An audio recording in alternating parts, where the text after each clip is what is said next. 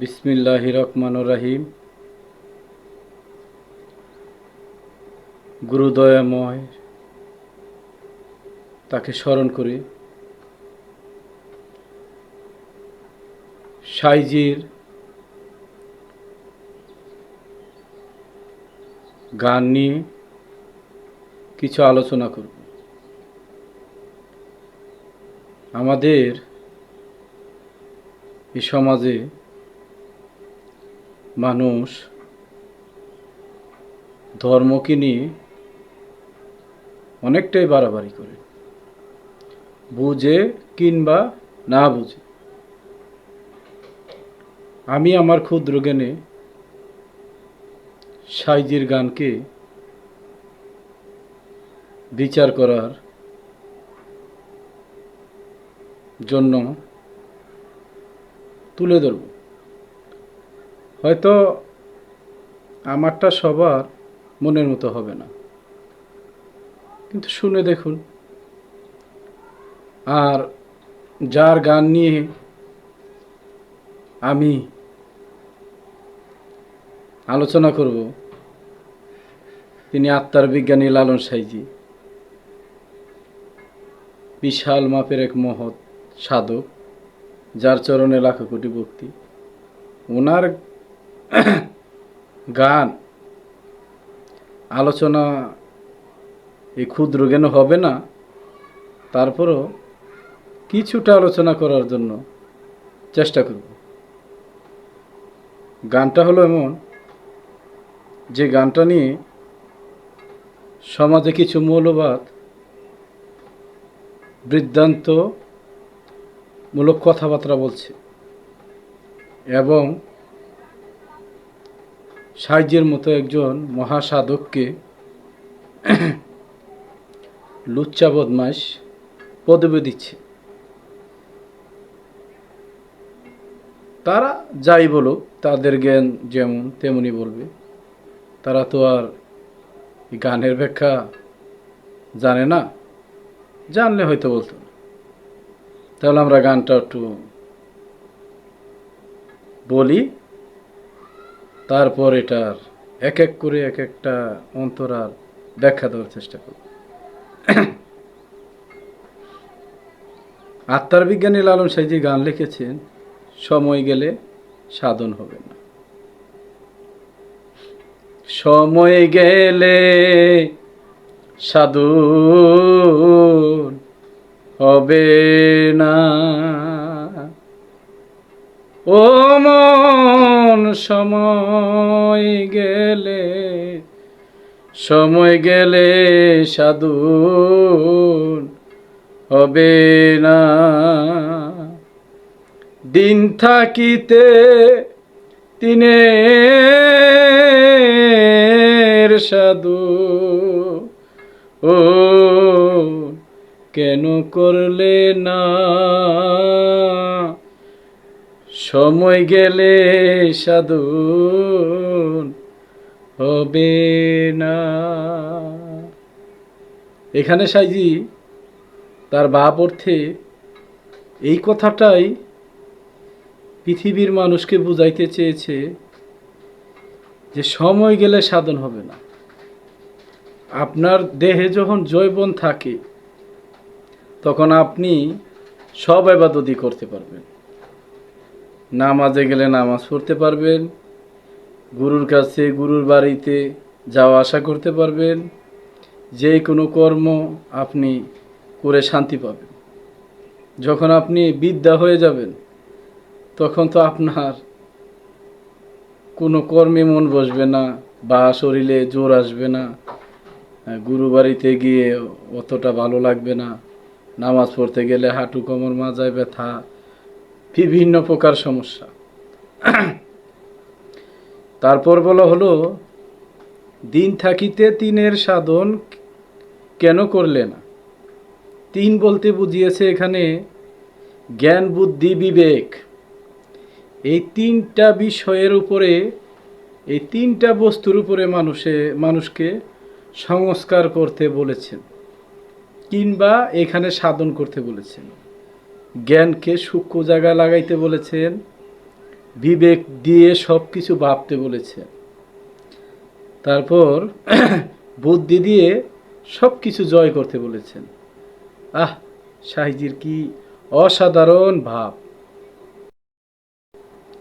তারপর বলা হলো, জানো না মন খালে বিলে থাকে না মিন জল শুকালে।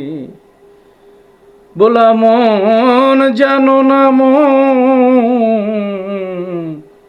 খালে বিলে থাকে না মিন জল শুকালে।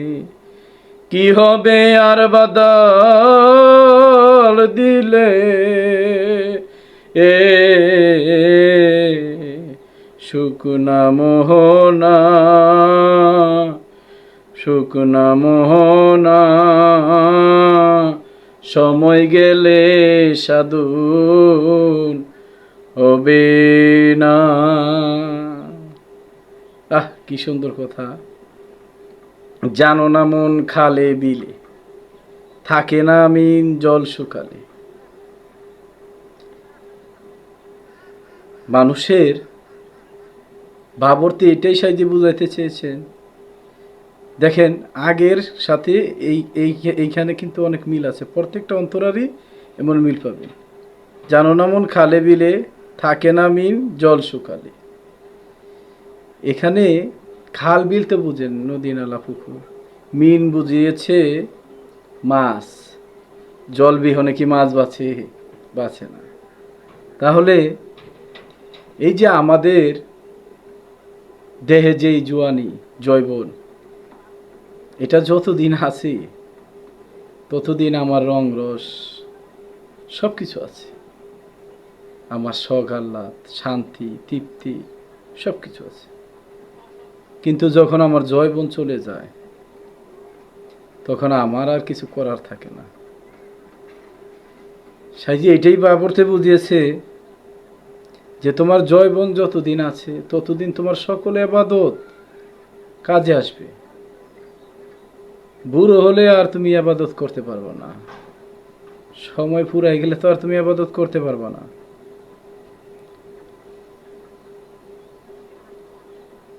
এই যে এখানে বলা হয়েছে, কি হবে আর বাদাল দিলে মোহনা শুকনা, এটাই বুঝাইছে তোমার যখন জৈবন ফুরিয়ে গেল তখন তুমি যত ইবাদতই করতে চাও, নামাজ পড়ো, পীর ধরো, যাই কিছু করো, কোনোটাই তোমার কাজে আসবে না, কারণ অসময়ে কাজ হবে।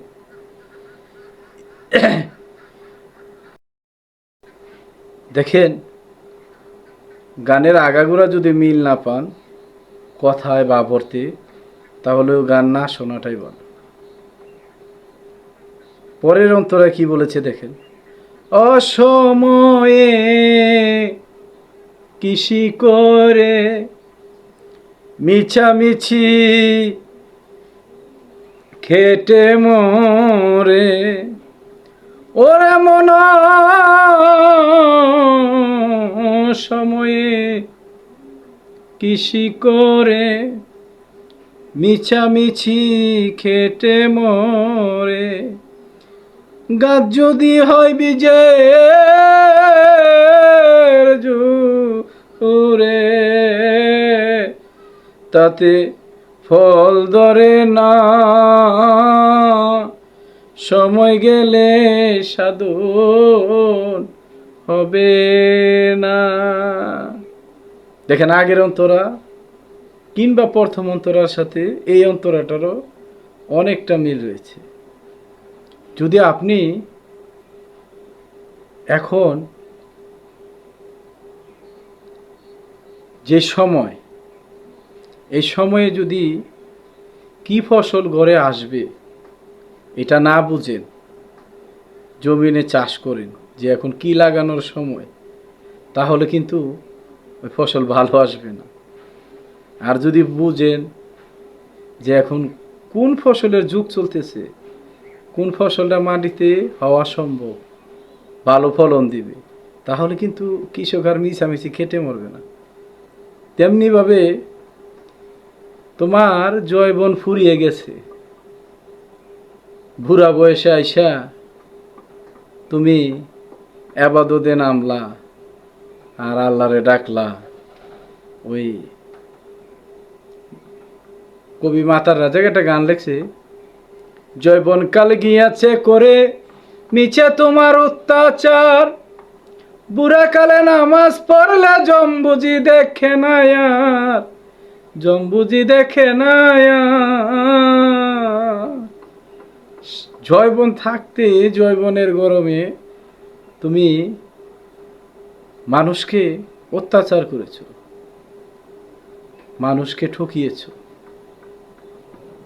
এখন তোমার যৌবন ফুরিয়ে গেছে, এখন তুমি ভয় পাইতেছ আমি মরার পর কি হবে, দোজখে যাব না বেহেশতে যাব, এই ভাবনায় তোমার দিন কাটছে না। এখন তুমি হজে যাচ্ছ, হজ করলে মাপ পাবা, আল্লাহ বিল্লাহ করছো, নামাজ পড়ছো, কতটা করতেছো, পীর ধরতেছো, পীরের সেবা করতেছো, তাও নি তুমি ব্যস্ত পাও। লোভী মানুষ। যৌবন থাকতে যদি এই আল্লাহ উপাসনা করা যেত, কিংবা নামাজ রোজা যাই বলেন, যেই কোনো উপাসনা যদি করতেন, তাহলে এই ভয়টা পাইতেন না। এখন আপনি বুড়া বয়সে যতই আবাদত করেন, যাই কিছু হোক, ফলটা খুব একটা ভালো আসবে না। পরের অন্তরা আমরা যাব। দেখেন সাইজি তার লাস্টের অন্তরা কি বলেছে, কত সুন্দরভাবে মানুষকে তার জীবন পরিচালনা করার জন্য, আবাদত করার জন্য, উপাসনা করার জন্য উনি তাগিদ দিয়ে গেছে। আমাবস্যা পূর্ণিমা হয়, মহাযজ্ঞ সেই দিনে উদয়, ওরে মন আমাবস্যা পূর্ণিমা হয়, মহাযজ্ঞ সে দিনে উদয়, লালন বলে তাহার সময়, দ্বন্দ্ব থাকে না, সময় গেলে সাধন হবে না। একটি মানুষ, সাইজি এখানে বাবরতে এটাই বুঝিয়েছেন, একটি মানুষ যখন এই দুনিয়াবি মোহ লোভ লালসা দাবিত থাকে,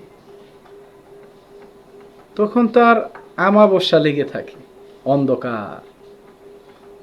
সে লোভ লালসার মোহে ঘিরে রয়েছে, সে ওই জ্যোতিময় স্রষ্টার জ্ঞানের কাছে যাইতে পারতেছে না, কিংবা স্রষ্টার উপাসনা করার মতো মন মানসিকতা তার ভিতরে তৈরি হচ্ছে না।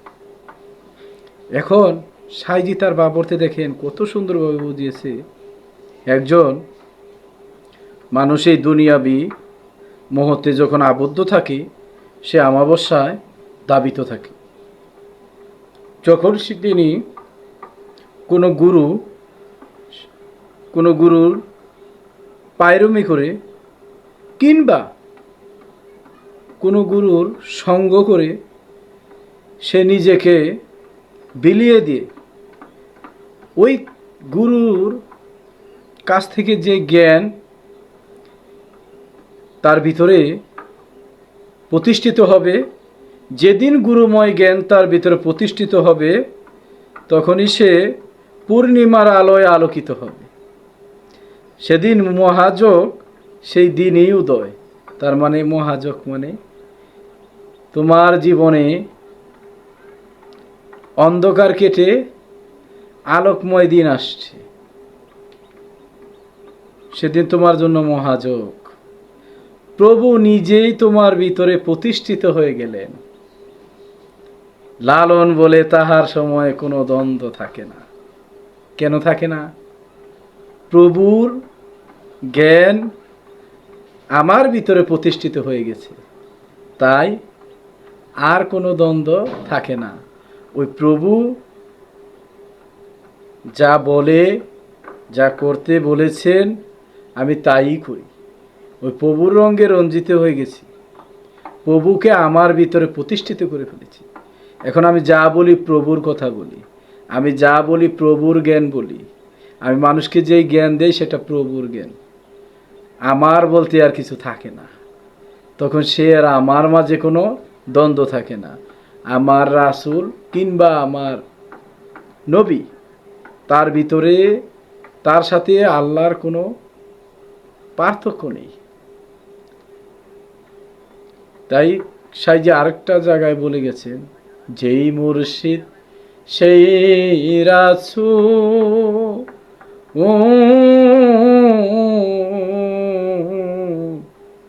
ইহাতে নাই কোনো ভুল, খোদাও সে হয়।